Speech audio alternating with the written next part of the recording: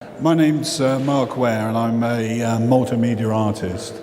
And throughout my life, I've been fascinated and amazed by the perceptual processing that we all share. How we perceive the world around us, and that perception is processed by our brains. And incidentally, this is a scan of my brain, so I know there are experts out there. If you see anything wrong with that brain, I really don't want to know this evening. At 10:35 a.m. on the 28th of April, 1996, I had a severe stroke that abruptly changed my life. Prior to the stroke, I'd studied fine art in the UK and the USA. And when I came back to England, I set up a business in video production, marketing and promotion, and still photography. And I worked for international corporations and government agencies on subjects ranging from encouraging inward investment to tourism. The stroke was pretty severe. It affected the left-hand side of my brain and so the right-hand side of my body. I couldn't walk or crawl or even turn over in my bed. I could see light but no detail, just continual movement. I felt sick all the time. I had headaches. My swallowing reflex was affected, so I couldn't eat or drink for, I can't remember how many weeks, so I was on the drip feed. And I lost pain and temperature sensation down the left-hand side of my face and so the right-hand side of my body, and which was pretty surreal. So if I touched the left-hand side of my face with my left hand, I could feel my face from the outside, but not from the inside. And then the icing on the cake was I had pneumonia as well, so there was a second tube put into my lungs to drain my lungs.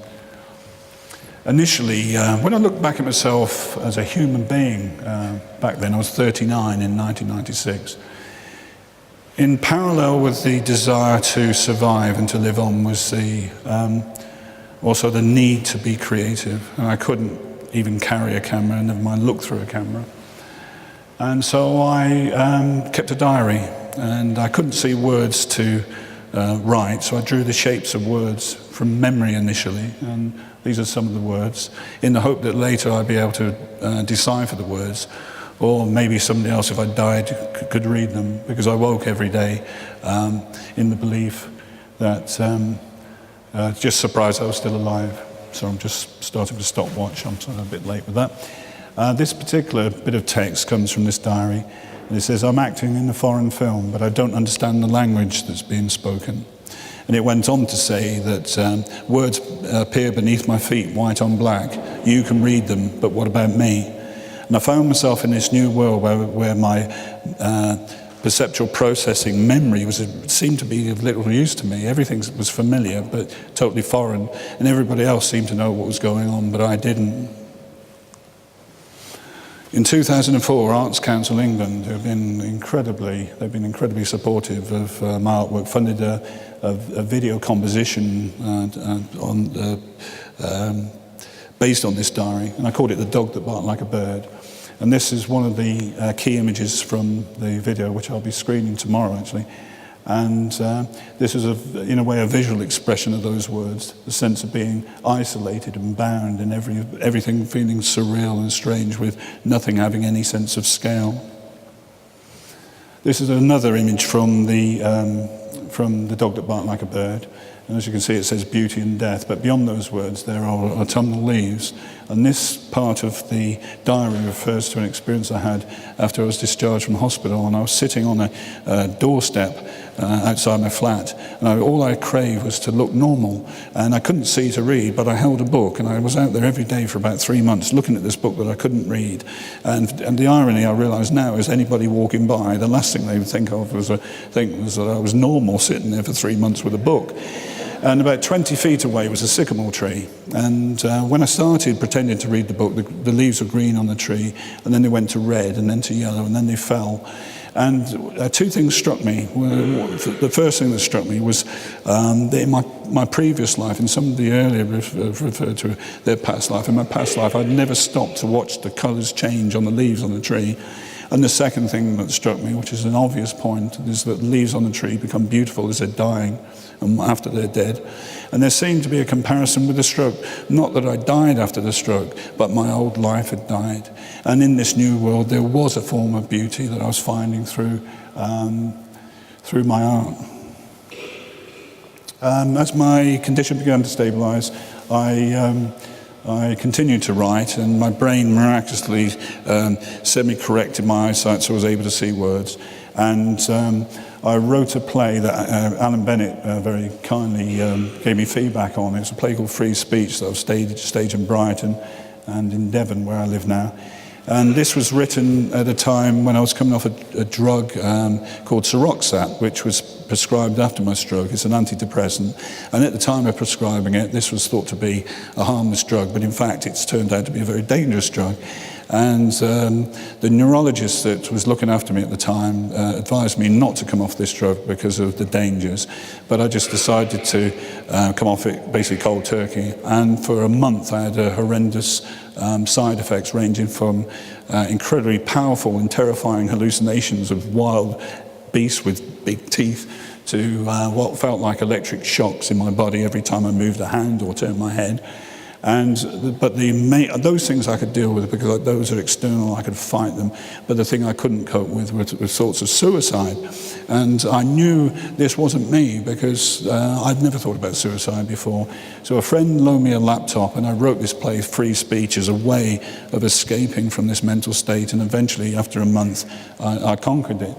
And this play is, after all that, is a dark comedy. There are a few laughs in there. It's an exploration of good and evil and diminished responsibility and what Eric Fromm referred to as the consequences of moral aloneness in his book, Fear of Freedom. I first, again, as my condition was stabilising, the Arts Council England funded another project. It was called Mind Games, and I staged this at a Churchill Square shopping centre in Brighton. And it was comprised of a whole series of large-scale 3D banners, and the general public, there are over 1 million people saw this actually, they've got people counters throughout the month, wore red and blue specs to view these images in 3D. And again, the link to the stroke was at that time I started doing photography again, but because of energy levels and exhaustion, which I'm even feeling tonight after 18 years, I wasn't able to walk very far with a camera. And so all of my artwork at that time was either within the place I lived or immediately surrounding it.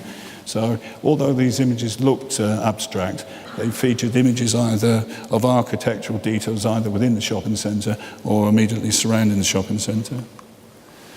Following that, between 2009 and to 2011, again, Arts Council England funded a project called Soundposts. And this project was designed for visually impaired and blind children to encourage them to engage with creative sound. And it struck me because of my own visual impairment and the rearrangement of my senses. I'm more acutely aware of sound now than I was before, and there are various demonstrations to show that most people are sight dominant. And so there were, in this particular primary school, there were 8 soundposts, what I called soundposts, outside in the semicircle. Each one was basically a hollow metal chamber with a speaker at the top. So these hollow chambers amplified the sound, audio cables went underground, and children were able to use sound cueing software to send sounds to any soundpost and in any order and in any combination. Not all of my work is project-based. I've got a particular problem in my left eye that varies, and I've been in hospital a few times over the past 5 years. And with my good eye, which is on this side, I use my camera and Photoshop to try and reproduce what I'm experiencing when I'm looking through my left eye. And this is one of the closest examples where most of my eyesight is clouded with a minimal amount of detail. And similarly here, this is another image which is a reproduction of what I experienced visually being driven into Brighton. And what I would say about this, although it's not good to have visual impairment, in a way, what I experience is an alternative way of seeing that in its own way is quite beautiful. Speeding on, the last big project was a project called Cathedral 900 that I finished last October at Exeter Cathedral, and it was an artistic, multimedia artistic multi-event interpretation of the 900-year timeline of the cathedral. And that began with an exhibition of, again, 3D banners, 28 of them in the cathedral's nave, 14 going west this way, and 14 on the other side going the other way. And the general public and the management wore red and blue specs to view the banners in 3D. And again, here, as with Churchill Square, all of the imagery was taken from either within the cathedral or immediately surrounding it. It was actually surreal. Personally, I'm not religious, but I've got a respect for religion. But it was surreal to see my work as a backdrop to regular religious practice.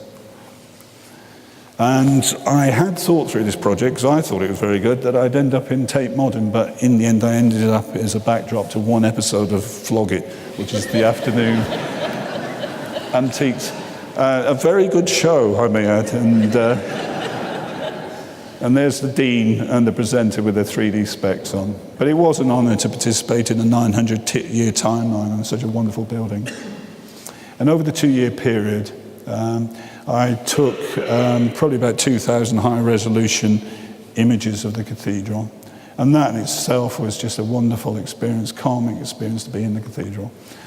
And not only the big shots, but details as well. And from those 2,000 images, I took 900 of them and made a film without sound called 900 Years of Light that was comprised of exactly 900 years, 900 images, each one representing 1 year in the lifetime of the cathedral. And then last October, we had a premiere screening of this film that was accompanied by 4 world-class classical musicians, a lighting scheme in the cathedral, and some creative writing read by an American actress called Emily Crider, and she was in the pulpit. And again, just emotionally, this was just the most wonderful privilege and honour, an amazing experience. And very briefly, I'll come to a close. I've just got 3 more slides. The latest project I'm developing, which is potentially very exciting, is a project called the work entitled the Wavelength Project. And I'm collaborating with Professor Hugo Critchley at the Sackler Centre for Consciousness Science at Brighton, Sussex Medical School. And the aim with this work is to investigate the effects of natural versus artificial sounds and light on the brain. And so there's a serious scientific side to this project. My background, because it's in photography, I've got an understanding of light and obviously with sound and video production. But there'll be 3 artistic outcomes, 2 soundscape and light installations and another multimedia live event. The multimedia project will be informed by the research, but the 2 installations will be evaluated under laboratory conditions and through field research over a period of 18 months during their development. So there'll be art projects that will be scientifically evaluated. The first soundscape and light installation will go into cathedrals, shopping centres and museums. And the second soundscape and light installation, I'm hoping to design that for the benefit of people with various neurological conditions, including stroke, autism and cerebral palsy. And I'm particularly interested with the sound and the light, but particularly the sound is, the role of memory in the perception of and processing of sound. And this project already, even though we're just developing it, it's gathering quite a bit of interest. I've been talking to a top scientist at the European Space Agency, and it appears that this work may have some relevance to research into the effects of long-duration spaceflight on the brain. And so my gag now is from cathedrals to space. There's a nice little strapline. Anyway, thank you very much.